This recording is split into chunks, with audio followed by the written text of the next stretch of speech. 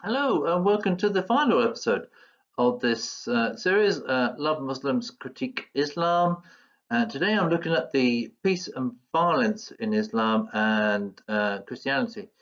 Throughout the series of videos, I'll be sharing with you the truth of Islam that you won't get from the mainstream media and you won't get from Muslims. So let me reveal to you the secrets that Imams don't want you to know, and let me take you on a journey of absolute truth. Winston Churchill, one of Britain's greatest of prime ministers, he had that to say about Islam, and he recognized that out of all the major religions of the world, only Islam calls for the death of unbelievers. Islam has long been an aggressive feature around the world that is a blot on the world's landscape. And William Gladstone, 4 times Liberal Prime Minister of Great Britain, he says this, that the Quran an accursed book, so long as there is this book, there will be no peace in the world. Two great British politicians, Sir Winston Churchill and Sir William Gladstone, also recognised this fact and that they weren't afraid or politically correct to say so. The narrative from today's politicians is sadly lacking in honesty and courage. Such a contrast to more recent politicians who say the opposite. President Barack Obama, when he was the president of the United States, he tried to temper hatred and resentment towards Islam. And he says that radicals only constitute 1% of all Muslims. But it's the 1% I worry about, Mr. President. And it's 1% too many in my mind. The British Prime Minister at the time, David Cameron, is even more ill-advised when he said, oh, of course, this extremist ideology is not true Islam. It cannot be said often enough, but these butchers of ISIL are no reflection of the true religion of Islam, which is a religion of peace. There we go. Well, it actually is a brotherhood of that entwines people as a way of life. It's a brotherhood that pulls people together through fear of your life and fear of losing your friends and family. To leave Islam is putting a death sentence on your head because Sharia law calls for the death penalty of who become an apostate and those who convert to another religion. In Sahih al-Bukhari, book 84, hadith 57, this is narrated by Ikrimah. He says, some Zanadika atheists were brought to Ali and he burnt them. Not very nice, is it? The news of this event reached Ibrahim Abbas, who said, if I had been in his place, I would not have burnt them as Allah's apostle forbade it, saying, do not punish anybody with Allah's punishment, fire. I would have killed them according to the statement of Allah's apostle. Whoever changed his Islamic religion, then kill him. This is the reason why many ex-Muslim friends of mine tell the same story of fear, the fear of what would happen to them now they've left Islam. Fear of from the family, fear of from their friends, but worst of all, fear of the unknown person who may attack them at any time and without warning. And even by writing this, I myself, I'm expecting to be attacked. I don't fear, I just expect it. Ex-Muslims must be circumspect, therefore, and careful with people they meet whenever criticizing Islam. And it takes a brave person to be open about their anti-Islam stance. Non-Muslims keep their voice down when criticizing Islam and in public for fear of being called a racist or fear of being called Islamophobic, which today is apparently the same, or fear of being attacked themselves or even being arrested. In a survey of 880 million Muslims and only Muslims, 27% said that apostates should be killed.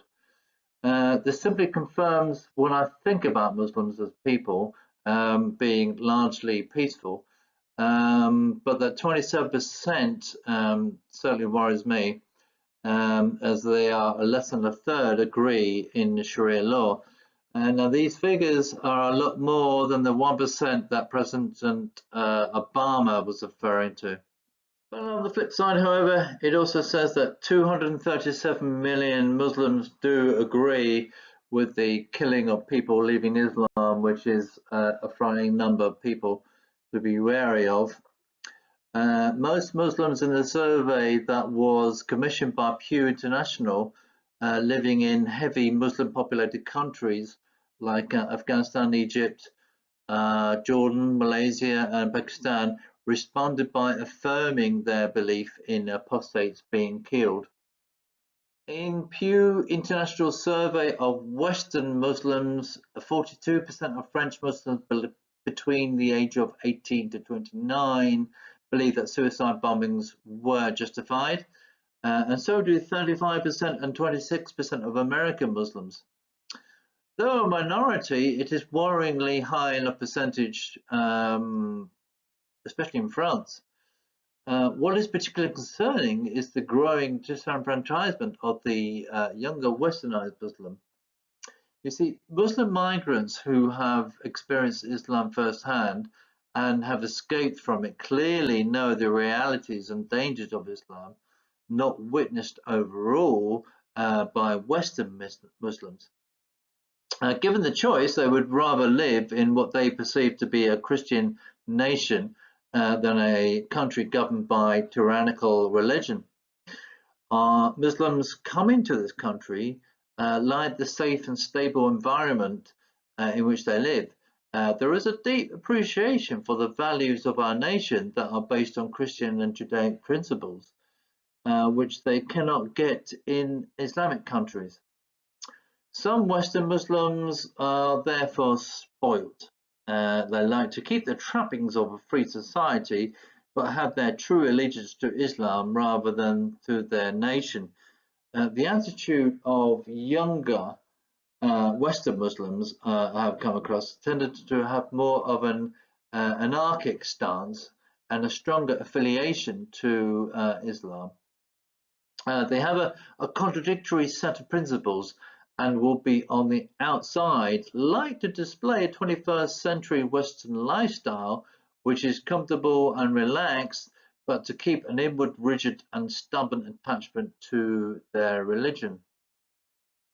In the same survey, 37% believe in honor killings, though a minority percentage, it still equates to over 300 million people, which itself is an incredible number of people who wanted to kill for the honor of Islam.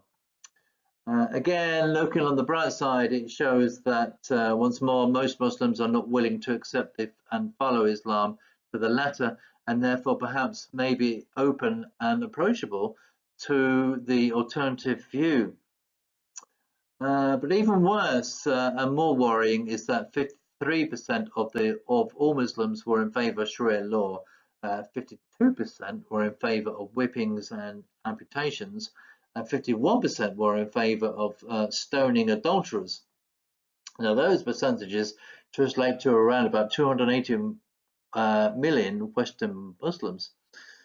The more Islam grows in numbers here in the West, the less allegiance to the host Western nation flags, and the more of a threat it becomes to our society. Ayatollah Khomeini says in that statement that you can read for yourself there, basically agreeing with Sir Winston Churchill and Sir William Gladstone. President Erdogan of Turkey, he says that these descriptions are very ugly, it is offensive and an insult to our religion. There is no moderate or immoderate Islam. Islam is Islam and that's it. There we go. The four influential leaders of their time telling the truth about Islam, two pre-politically correct British Christian prime ministers and two Islamists. Churchill and Gladstone would not be allowed to get away with saying what they said about Islam today. Fortunately, we have two honest Muslim leaders who can tell us the truth on Islam. Erdogan is the current president of a NATO country, is desperate for his nation to be members of the EU and boost its influence in Europe and on the world stage still further. And Khomeini was the supreme religious leader in Iran after the Shah Pahlavi was removed from office because of his close relations with the West. It is clear what Islam's core aim is from the Quran, as no verses of peace can be found there, and there are 149 violent ones. Extracts from some are on the screen there, but each verse is not a violent passage of description of an event, but a genuine call to arms by Allah via Muhammad. And you can see, I'll just read one or two of them there. Slay the unbelievers and ambush them in Surah 9:5, and use any steeds of war against them to terrorize them, and that's Surah 8:6. It's just a handful there that I've chosen to show you. And there again, just a few more examples, and I could have picked many, many, many more. Now, Jesus' teachings could be more stark. His teaching is love your enemy, and is a message of joy and compassion, and not one of hate. So there are no verses of peace in the Quran. And when I tell Muslims this, they will tend to head for the same old verses as proof that there is. And they're fond of quoting Surah 256, which mentions there is no compulsion in religion, but they won't tell you what the following verse says. Verse 257, which describes how non-believers will be in hell. So there is compulsion, isn't there? Also, they like to quote Surah 109, verses 1 to 6. Another favorite of them, where it reads, to your religion, to my religion. And I said, well, it's not really a verse of peace, is it? And an argument is sometimes made to show that Muslims can simply defend themselves in the event of provocation. They will turn to Surah 2, 190 to 192 as proof that fighting is allowable as a form of defense. It goes on to say that Allah is forgiving and merciful. But then I ask them to read on to the next verse, which then reads, we'll fight them till there are no more. Well, there we go. And I've also been quoted Surah 5:32. He who kills one kills all, and he who saves one saves all. And they use this as an example of peaceful Islamic verse for all good Muslims. But if they are to read the line before that in verse 32, they would notice that the entire verse is for Jews. Not for Muslims. So there we go. And finally, from then on, you can always ask them to read you the following verse of Surah 5:33 that reads, he who stands against Allah and his prophet must be crucified and have their hands and feet cut off. Well, it says all, really. And I'll just read you this. O you who have believed, do not take the Jews and the Christians as allies. They are in fact allies of one another. And whoever is an ally to them among you, then indeed he is one of them. Indeed, Allah guides not the wrongdoing people. That's in Surah 5:51. Doesn't seem to make a great deal of sense, but the intention of hating the non-believer, the Jew and the Christian, is there.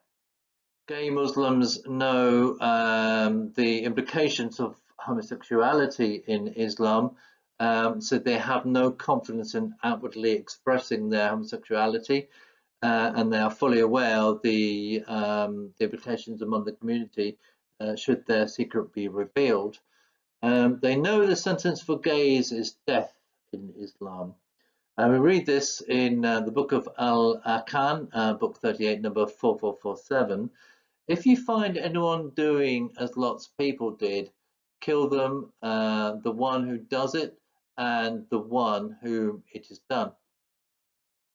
A poll of 500 Muslims in 2009 showed nobody thought that homosexuality was morally acceptable, and in 2016 another survey found that 52% of British Muslims said homosexuality should be illegal. So those who argue for equality in society and for women and gays would do well to vent their anger outside mosques and be anti-Islam. Now, taqiyya comes about as a defense strategy for when Muslims are in the minority and they feel threatened. So lying becomes permissible as a protection for their lives and is encouraged to deceive for the sake of the end goal, which is Islamic domination. The three stages of Islamic dominance, as told in the Quran, are when Muslims are outnumbered and in the minority they will be humble and tolerant. And when Muslim numbers increase and numerically able to fight in self-defense, and when their confidence grows, and when Muslims become the majority, their attitude changes to a more of an aggressive stance of dominance and control, to the point comes when the opposition are humbled and roles are reversed. And with this third stage is reached, domination is mission accomplished. This hateful ideology is a disease on our society, blinding the majority of good-natured Muslims into thinking it is something that is worth following. There is an aspect of smoke and mirrors about it, where believers are kept in the dark to its truth, as most Muslims haven't read the Quran, or if they have, they would have done so parrot fashion, learning verses off by heart without understanding their meaning. Now, to insult Islam is to insult a follower's way of life and therefore to insult them, but it is perhaps the price we need to be prepared to pay when sharing the Gospels. If Muslims don't want to follow the complete way of Islam, then why follow it at all? There's no peaceful alternative in Islam. You are either following and practicing its hateful narrative, or you're following nothing. So there is no choice with Islam. There's no Diet Islam and there's no Islam Light. Well, that's the end of this series on Islam, and it has been an absolute pleasure to share the absolute truth with you. Please subscribe to these videos and share away in the name of Jesus and love. Cheerio.